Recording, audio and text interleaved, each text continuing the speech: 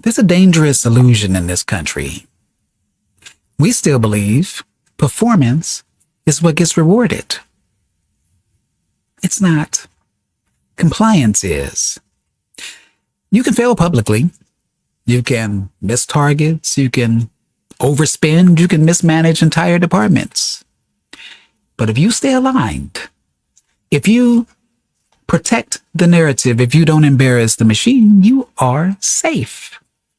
And here in Los Angeles, we're watching that very incentive structure play out in real time. Let's walk through something calmly. When a city underperforms, what happens? Do we fire leadership? Do we fire the mayor, the governor, anybody? Do we restructure the model? Do we audit aggressively? No. Instead, we expand funding. We rebrand it. We hire consultants. We commission a study.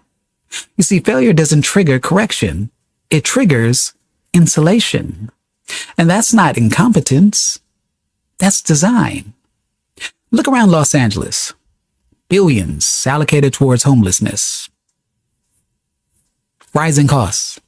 Expanding bureaucracy. We got visible encampments still growing in multiple districts. Now pause. If results were the standard, would this structure still exist in its current form? Or would there have been a radical course of correction years ago? You see, when incentives reward alignment over outcomes, the outcome becomes secondary.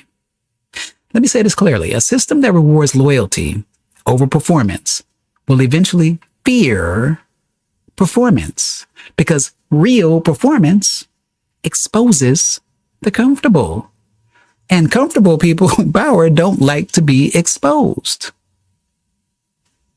This is not political. This is simply human. Organizations drift towards self-preservation. Bureaucracies exist to continue existing. The moment survival of a structure becomes more important than success of the mission, you get stagnation dressed up as progress. And in LA, stagnation comes with a press conference. This pattern isn't new. Detroit experienced decades of bureaucratic insulation before fiscal collapse forced them to reform. New York City in the 1970s had to hit near bankruptcy before structural incentives shifted. You see, systems rarely self-correct out of virtue. No, they correct under pressure. And the question for Los Angeles is very, very simple. How much pressure is coming? Here's the uncomfortable truth. If you reward compliance long enough, competent people stop volunteering. Builders leave. Operators disengage. And you are left with performers. Not performers of results, performers of language. Incentives drive behavior. Let me ask. If you get promoted for political alignment, if you get funded for expanding departments, if you get media protection for staying on message, why would you risk challenging the structure? Reform becomes career suicide. However, compliance becomes career insurance. And that's when systems calcify. You feel this. You feel it when crime policy shifts, but the streets don't. You feel it when rent climbs, but leadership is celebrating development press releases.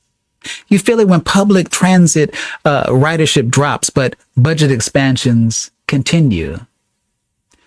There's a gap, and that gap is incentive misalignment.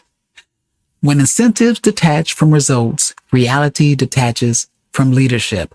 And once that detachment happens, trust collapses.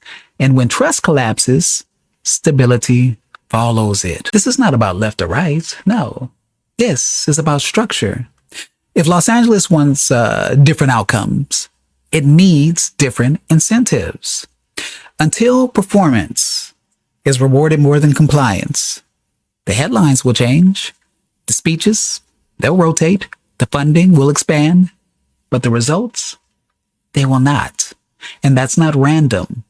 That's architecture. Failure is manageable. Failure can be explained. Failure can be spun.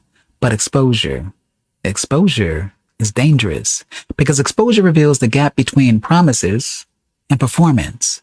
And the fastest way to get marginalized inside any bureaucracy is to produce numbers that contradict the narrative. That's why reformers get isolated. That's why whistleblowers get attacked. That's why alignment gets rewarded. The system doesn't panic when things go wrong. It panics when someone proves they could go right.